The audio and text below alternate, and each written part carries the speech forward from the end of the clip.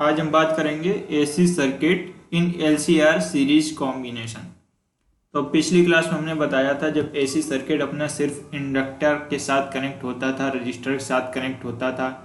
Inductor में क्या EMF lead करता था, कैपेसिटर में ईएमएफ लैग करता था, वो सारी चीज़ें हम पिछली क्लास में डिस्कस किए थे। ठीक है, अब हम बात करेंगे AC circuit with LCR in series combination, यानी कि इंडक्टर, कैपेसिटर और रजिस्टर तीनों कंबाइंड हैं, सीरीज कॉम्बिनेशन में जुड़े हुए हैं। ठीक है, तो उस केस में एसी सर्किट का बिहेवियर कैसा होगा वो सारी चीज़ें हम डिस्कस करेंगे। ठीक है, अब जैसे ये दिखाई पड़ रहा है यहाँ पर इंडक्टर भी है, कैपेसिटर भी है और रजिस्टर भी है। ठीक है, और यहाँ पर जो ईएमएफ है इस एसी सर्किट का E = E0 sin ω t होता है, ये तो आपको पता ही है।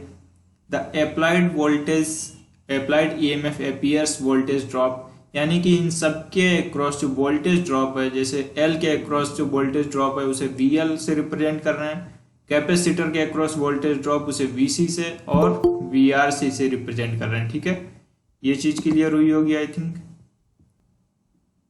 लेट ज्वाइन मत किया करो, कितने बार समझाऊं। रेजिस्टेंस के अक्रॉस वोल्टेज ड्रॉप है जो VR से रिप्रेजेंट कर रहे हैं। ठीक है, अब ये चीज तो हमें पता थी, हमने पिछली क्लास में बताया था R, L और C इनका सेपरेट बताया था कि ये वोल्टेज AC के साथ कैसा बिहेवियर शो करते हैं। ठीक है, रेजिस्टेंस में आपका कोई लैग नहीं होता था, कोई फेज डिफरेंस नहीं आता था। ठीक है, तो हम यहाँ पर रेजिस्टेंस का, ये देखो जैसे हमने रेजिस्टेंस का भी ग्राफ बनाया, रेजिस्टेंस और करंट, जब रेजिस्टेंस से करंट पास कर रहा है एसी सर्किट तो आपका कोई लैग नहीं आ रहा है, यानी कि जो आपका करंट है उसी के डायरेक्शन में वोल्टेज आ रहा है। ठीक है, कोई लैग नहीं है। अब यहाँ पे बात करेंगे इंडक्टर के केस में। इंडक्टर के केस में क्या होगा, जो आपका लैग है, मान लो ये करंट हमारा था, आई का करंट ये फ्लो कर रहा था, करंट तो सेम ही रहेगा पूरे सर्किट में, करंट आई फ्लो कर रहा है, तो आपका ईएमएफ लीड करता था ना इंडक्टर के केस में, यहाँ पर लीड कर रहा है VL, π/2 के फेज से लीड कर रहा है। तो यानी कि I को हमने π/2 फेज, वो VL को π/2 फेज एक्सीड करके इस प्रकार से ग्राफ में शो कर दिया। ठीक है, अब बात करोगे कैपेसिटर की, current leads the voltage by π/2। अब यानी कि यहाँ पर जो EMF है वो लैग करता है, कैपेसिटर के केस में EMF लीड नहीं करता है। तो अब कैपेसिटर के केस में क्या होगा कि आपका करंट लीड करता है, यानी कि यहाँ पर आप देखोगे करंट को π/2 फेज से लीड करा देंगे या EMF को π/2 फेज से लैग करा देंगे। ठीक है, तो आपका जो करंट वो बनेगा, करंट π/2 फेज से ज्यादा है ना, EMF से π/2 फेज ज्यादा है करंट का। ठीक है, और जो आपका EMF है वो करंट से π/2 फेज कम है। ठीक है, ऐसे हम ग्राफ में इन तीनों कंपोनेंट के अलग अलग वोल्टेज को रिप्रेजेंट कर देंगे पहले। ठीक है, अब यहाँ पर देखो ये रिप्रेजेंटेशन है, हमने सिर्फ इसको रिप्रेजेंट किया है। अब इसको वेक्टरली सॉल्व करेंगे। वेक्टरली सॉल्व करने का मतलब क्या है कि जो आपका VC है और VR है, वेक्टर में क्या होता है, जैसे हम नीचे का कंपोनेंट होता है, जब हम उसको ऊपर लाते हैं तो उसको माइनस साइन से रिप्रेजेंट करते हैं। ठीक है, तो यानी कि ये -VC हो गया। ठीक है, अब यहाँ पर देखो, अब अगर हम इसको सॉल्व करेंगे तो ये जो ग्रीन वाली लाइन है ना, यहाँ तक का जो कंपोनेंट होगा उसे हम कैसे रिप्रेजेंट कर सकते हैं। अब यहाँ देखो ये सॉल्व करने का तरीका है, जैसे वेक्टर में हम सॉल्व करते हैं ना, VL - VC लिखना है, तो जितना आपका कंपोनेंट निकल के आएगा उसको हम ये ब्लू लाइन से रिप्रेजेंट कर दिया। ठीक है, VL - VC करेंगे तो जो कंपोनेंट आ रहा है उसे ब्लू लाइन से रिप्रेजेंट कर दिए। वर्टिकल लाइन दिख रही है VL - VC की है, और जो हॉरिजेंटल लाइन है उसमें कोई चेंज नहीं है, वो IVR वैसे ही हम रहने देंगे। ठीक है, अब यहाँ पर अब हमें वेक्टर का यूज करके इसका रिजल्टेंट फाइंड आउट करना है। तो रिजल्टेंट फाइंड आउट कैसे करेंगे, इसके लिए आप पैरेललोग्राम लॉ लगा सकते हो। पैरेललोग्राम लॉ क्या होता था, वेक्टर में कि जो आपका डायगोनल होता था वो हमारा रिजल्टेंट शो करता था। ठीक है, तो यहाँ पर डायगोनल हम कैसे फाइंड आउट करेंगे, सिंपल है, आपको पाइथागोरस थ्योरम एक प्रकार से बोल सकते हैं इसको, तो आपको पाइथागोरस थ्योरम का यूज करके भी इसे फाइंड आउट कर सकते हो। ठीक है, तो इसमें क्या होगा, जो रिजल्टेंट होगा वो √VR², यानी कि जो आपका x एक्सिस पे VR है VR² प्लस VL - VC का स्क्वायर, यानी कि जो y एक्सिस के अलोंग जो VL - VC आ रहा है उसका स्क्वायर लेके सॉल्व किया है। ठीक है, तो जो आपका ईएमएफ आ गया यानी कि रिजल्टेंट ईएमएफ आ गया है एलसीआर सर्किट में, वो ये आएगा यानी कि under root V R square plus V L minus V C का होल स्क्वायर। ठीक है, अब यहाँ पर करंट की बात करें, करंट क्या होता है, ई अपॉन आर होता है, रेजिस्टेंस होता है ना, ई अपॉन आर होता है। तो आई तो हमारा कांस्टेंट है, अगर हम ऊपर वाली लाइन से यानी कि V R square plus V L minus V C square से आई को हटा देंगे तो रेजिस्टेंस के टर्म बचेंगे ना। अब रेजिस्टेंस का टर्म जो आपका बचेगा, जो वी आर का कंपोनेंट है, उसमें आपको पता ही है सिर्फ रेजिस्टेंस आर जो आपका सर्किट में लगा है वो ही आएगा। और वी एल वाले केस में जो रेजिस्टेंस होता है उसे हम रिएक्टेंस बोलते हैं, उसे एक्स एल से रिप्रेजेंट करते हैं। ठीक है, माइनस वी सी का जो रेजिस्टेंस होता है उसे भी रिएक्टेंस यानी कैपेसिटिव रिएक्टेंस बोलते हैं, उसे एक्स सी से रिप्रेजेंट करते हैं। ठीक है, अब ये x L minus X C का होल स्क्वायर लिख सकते हैं, इसमें कोई दिक्कत नहीं होनी चाहिए यहाँ तक। अब देखो ये जेड है यानी कि जो यहाँ पर रेजिस्टेंस आ रहा है वो आ रहा है under root R square plus X L minus X C का होल स्क्वायर। इसका एक नया नाम होता है इम्पीडेंस। ठीक है, इसे हम इम्पीडेंस बोलते हैं, नाम ध्यान रखना है। जैसे कि सेपरेट अगर हम रेजिस्टेंस फाइंड आउट करते थे कैपेसिटर का तो उसे हम कैपेसिटिव रिएक्टेंस बोलते थे, और इंडक्टर में इंडक्टिव रिएक्टेंस बोलते थे। लेकिन यहाँ पर एग्रीगेट जो रेजिस्टेंस है उसे हम इम्पीडेंस बोलेंगे। ठीक है, सर्किट का जो इम्पीडेंस है वो है Z equal to under root R square plus X L minus X C का होल स्क्वायर। ठीक है, अब देखो वैल्यू पुट की है, एक्स एल की वैल्यू जैसे ओमेगा एल होती थी और एक्स सी की value 1 upon minus omega C होती थी, वो पुट की हुई है। ठीक है, अब यहाँ से tan फाइव भी आप फाइंड आउट कर सकते हो। जो ये ग्राफ नीचे वाला दिख रहा है, यहाँ पर जो फाई बन रहा है वो आपका रिजल्टेंट के साथ और हॉरिजेंटल के साथ एंगल है, वो फाई है। ठीक है, तो इसे फाइंड आउट करने के लिए क्या है, tan फाई का फार्मूला हम लगाएंगे। tan का फार्मूला जब हम लगाएंगे तो परपेंडिकुलर अपॉन बेस होता है ना, परपेंडिकुलर में जो रेजिस्टेंस है वो एक्स एल माइनस एक्स सी है और जो बेस में रेजिस्टेंस है वो आर है, यानी कि tan फाई हमारा हो गया एक्स एल माइनस एक्स सी। ठीक है, अब इसकी वैल्यू पुट की है, एक्स एल की जगह हम ओमेगा एल लिख दिए, एक्स सी की जगह 1 माइनस 1 अपॉन ओमेगा सी लिख दिया। ठीक है, तो इस प्रकार से हमने tan फाई निकाल लिया है। ठीक है, अब देखो tan फाई तो ये आ गया है, या फिर इसे ऐसे लिख दिए। अब स्पेशल केसेस हैं यानी कि हम कुछ वैल्यूज को इंक्रीज या डिक्रीज करेंगे, उससे हम पता कराएंगे कि जो आपका ग्राफ होगा वो ऊपर जाएगा या नीचे जाएगा, उसकी फाइंड आउट कर लेंगे वैल्यू को देख के। तो जैसे केस फर्स्ट की बात करें तो जो आपका एक्सएल है अगर वो ग्रेटर देन है एक्सी से, एक्सएल अगर ग्रेटर देन है एक्सी से यानी कि omega L is greater than 1 upon omega C है, तो आपका tan फाई की वैल्यू पॉजिटिव होगी, tan फाई की वैल्यू पॉजिटिव होगी। ठीक है, the current lags behind the EMF by phase angle phi and LCR circuit is inductance dominant circuit. ठीक है, तो यानी कि जैसा अभी हम केस डिस्कस किए थे वही वाला केस बन जाएगा और आपका इंडक्टेंस डोमिनेंट सर्किट बनेगा। ठीक है, अब जब हम एक्स एल की वैल्यू को लेस देन करेंगे एक्स सी से तो आपका फाई की वैल्यू निगेटिव आएगी, यानी कि tan फाई आपका पूरा निगेटिव आएगा। तो उस केस में जो सर्किट बनेगा वो कैपेसिटिव डोमिनेंट बनेगा और आपका ग्राफ थोड़ा सा डाउनवर्ड डायरेक्शन में आएगा। ठीक है, अब X L equal to X C होगा तो क्या होगा, जैसे omega L equal to 1 upon omega C हम कर देंगे। अगर X L equal to X C कर रहे हैं तो omega L equal to 1 upon omega C put कर सकते हैं, तो tan फाई की वैल्यू उस केस में हो जाएगी 0। ठीक है, tan फाई की वैल्यू 0 हो जाएगी और आपका जो सर्किट है वो प्योरली रेजिस्टिव सर्किट की तरह एक्ट करेगा, यानी कि उस केस में आपका प्योर रेजिस्टेंस होगा। कैसे होगा प्योर रेजिस्टेंस वो भी देख सकते हो, जैसे अभी बात की थी ना हमने। अगर X L equal to X C हो जाएगा यहाँ पर तो ये देखो ये कैंसिल आउट हो जाएंगे, एक्स एल माइनस एक्स सी अगर दोनों क्वांटिटी इक्वल हैं तो ये माइनस करके 0 हो जाएगा ना, तो आपका रेजिस्टेंस ही सर्किट में बचेगा, प्योर रेजिस्टेंस सर्किट में बचेगा। ठीक है, तो उस केस में हम बोलेंगे कि आपका सर्किट प्योरली रेजिस्टिव सर्किट है। ठीक है, यहाँ तक किसी को कोई डाउट? एलसीआर सर्किट में अभी किसी को कोई डाउट है? जल्दी पूछो मेरे को। तो अब देखो, अब रेजोनेंस इन एसी सर्किट पर डिस्कस करेंगे। समझ में आ रहा है ना? ध्यान से सुनोगे तो समझ में आएगा। समझ में आ रहा है? चलो देखो, रेजोनेंस इन एसी सर्किट की अगर हम बात करें, रेजोनेंस इन एसी सर्किट क्या होता है?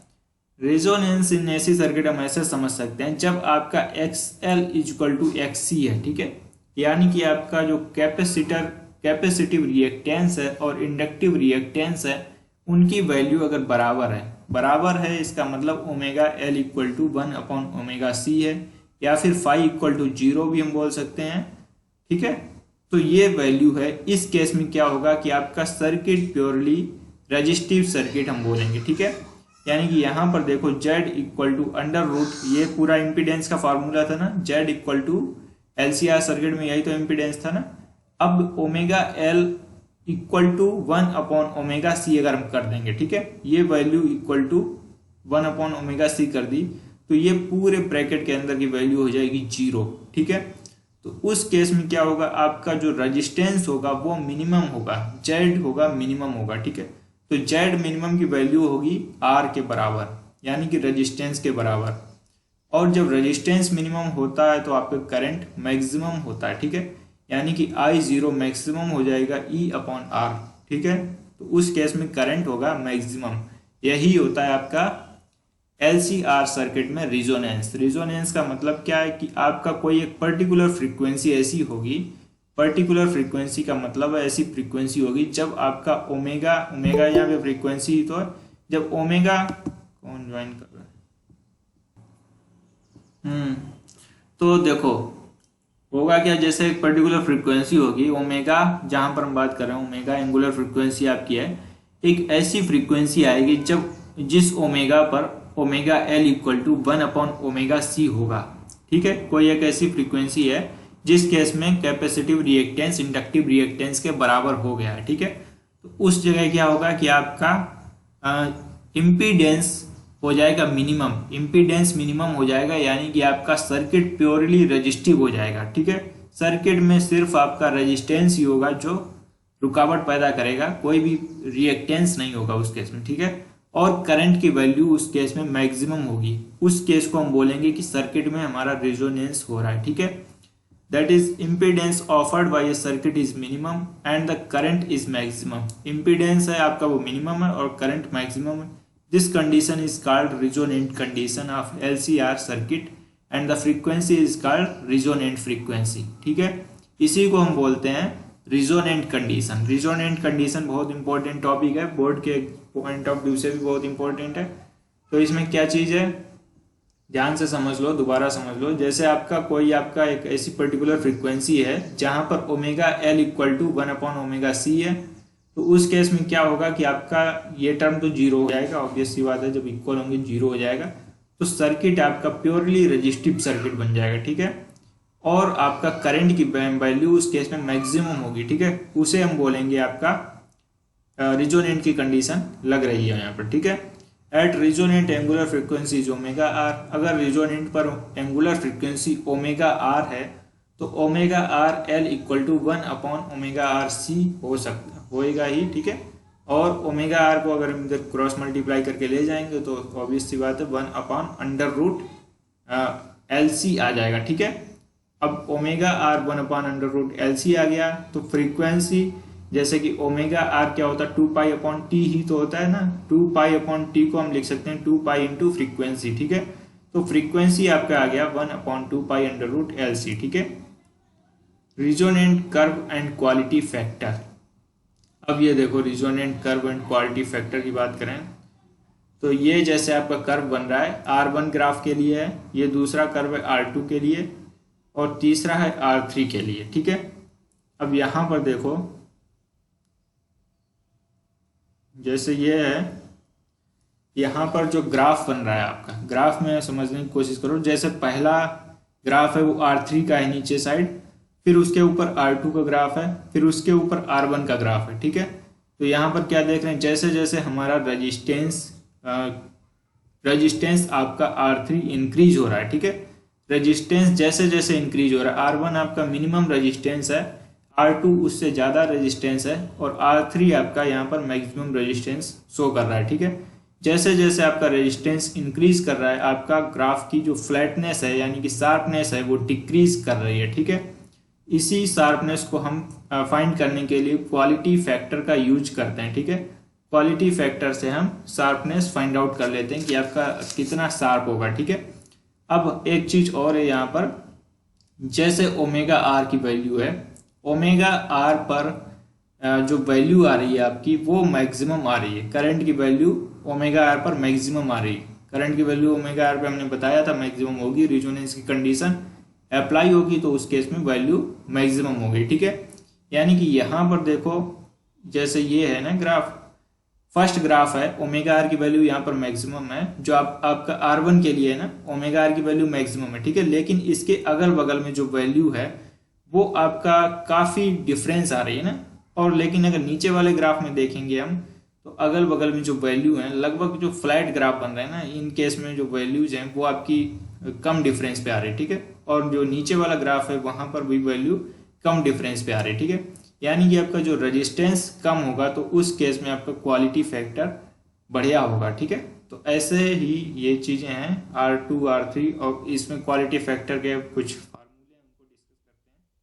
Quality factor Q factor is defined as ratio of resonant frequency to band width. ठीक है, रिजोनेंट फ्रीक्वेंसी और बैंड विड्थ का जो रेशियो है उसे हम क्वालिटी फैक्टर से डिफाइन करते हैं। ठीक है, बैंड विड्थ यहाँ पर क्या है, जो आपकी omega R minus delta omega है plus omega R plus delta omega है, इसकी जो विड्थ है उसे हम बैंड विड्थ बोल रहे हैं। ठीक है, और ये हम डिफाइन कहाँ से कर रहे हैं, आई नॉट मैक्स अपॉन √2 से लेके चल रहे हैं। ठीक है, यहाँ से डिफाइन करके चल रहे हैं। Omega R minus delta omega plus omega R plus delta omega के बीच की जो विड्थ है, यानी कि जिसको अगर हम कैलकुलेट करेंगे तो 2 डेल्टा ओमेगा आएगा। ठीक है, तो यानी कि यहाँ पर 2 डेल्टा ओमेगा बैंड विड्थ है हमारी। ठीक है, अब देखो सिंपल जो डेफिनेशन थी उसी को फार्मूले में कन्वर्ट कर दिया है, Q equal to omega R upon 2 delta omega. ठीक है, लेकिन इसके और भी फार्मूले होते हैं जो बेसिकली ज़्यादा इंपॉर्टेंट हैं। It can also be defined as the ratio of potential drop across either the inductance or the capacitance to the potential drop across the resistance। ठीक है, ये क्या कह रहा है कि जो हमारा आपका इंडक्टेंस या कैपेसिटेंस के अक्रॉस जो पोटेंशियल ड्रॉप हो रहा है और जो आपका रेजिस्टेंस के अक्रॉस पोटेंशियल ड्रॉप हो रहा है, उन दोनों का रेशियो है वो क्वालिटी फैक्टर को रिप्रेजेंट कर रहा है। ठीक है, यानी कि रेजिस्टेंस इंडक्टेंस के अक्रॉस जो पोटेंशियल ड्रॉप था वो VL था, और जो कैपेसिटेंस के अक्रॉस पोटेंशियल ड्रॉप था वो VC था ना।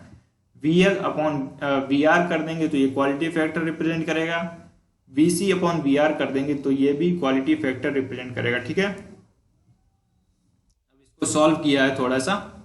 VL की जगह हम ओमेगा L और I लिख सकते हैं ना, ओमेगा L ये तो ओमेगा RL और I ये तो हो गया अपना ऊपर VL। ठीक है, ये तो ओमेगा L क्या है यहाँ पर, जो आपका इंडक्टिव रिएक्टेंस है वो ओमेगा L है। ठीक है, I का मल्टीप्लाई करेंगे तो वो वोल्टेज ड्रॉप बन जाएगा, और नीचे भी VR के अक्रॉस जो रेजिस्टेंस है वो R है, और I का मल्टीप्लाई करेंगे तो आपका वोल्टेज ड्रॉप बन जाएगा अक्रॉस रेजिस्टेंस। ठीक है, I कैंसिल हो जाएंगे, तो ऑब्वियस सी बात है quality factor omega RL R upon R बन जाएगा। ठीक है, ओमेगा आर क्या है यहाँ पर, रिजोनेंट फ्रीक्वेंसी है, और L तो अपना इंडक्टेंस है ही, और अपॉन R कर देंगे। ठीक है, वैसे ही कैपेसिटेंस वाले केस में करेंगे हम।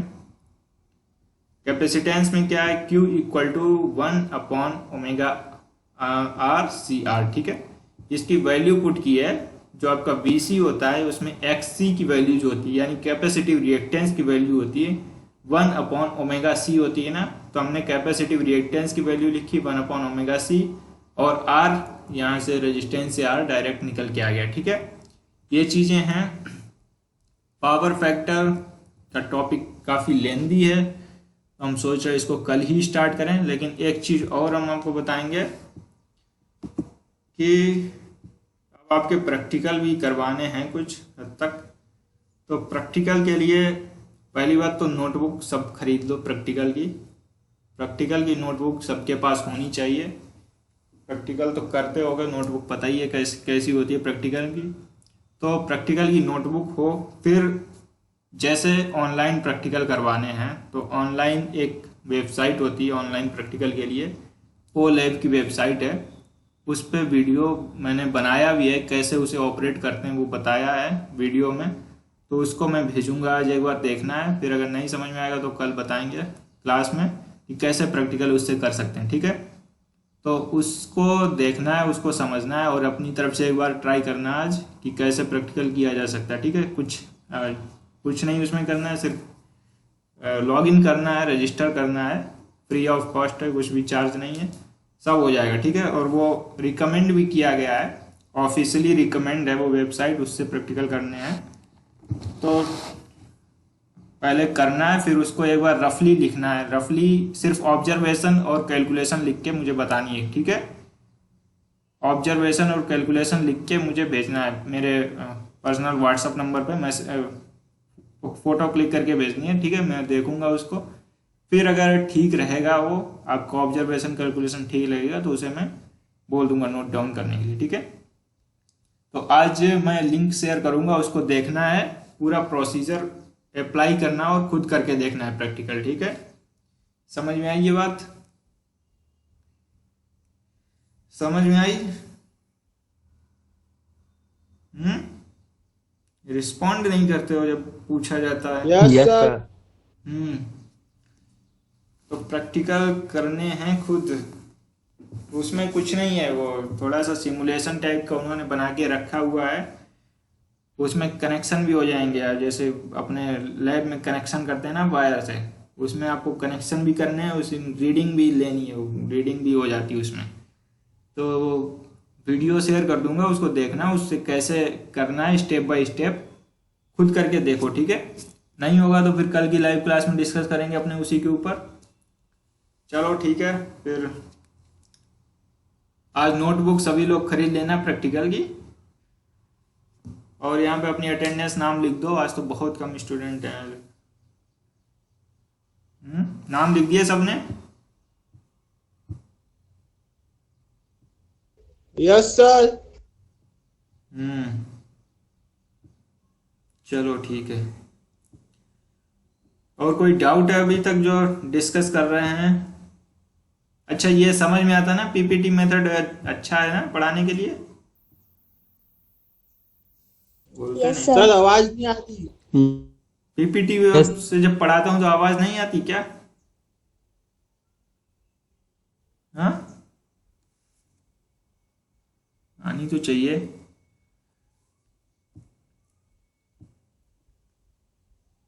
आवाज तो आती है ना प्रॉपरली? सर आती है। हाँ, तो फिर क्या दिक्कत है, आवाज सुनो और यस जो सर। लिखा है उसे देखो। एक एक चीज तो एक्सप्लेन करता हूँ, अगर ध्यान से बैठ के सुनोगे भी ना तो उसमें तो कोई डाउट बचना भी नहीं चाहिए ना। तो आराम से अगर सुनोगे ना तो छोटी क्लास के बच्चों को भी समझ में आ जाए, इस टाइप से तो एक्सप्लेन करता हूँ, आपको तो आराम से आ ही जाएगा समझ में। चलो ठीक है, फिर आज तो इतना ही डिस्कस करेंगे, कल पावर फैक्टर डिस्कस करेंगे, उसे पढ़ के आना, और जो प्रैक्टिकल का वीडियो भेजेंगे उसको भी देखना है, ठीक है।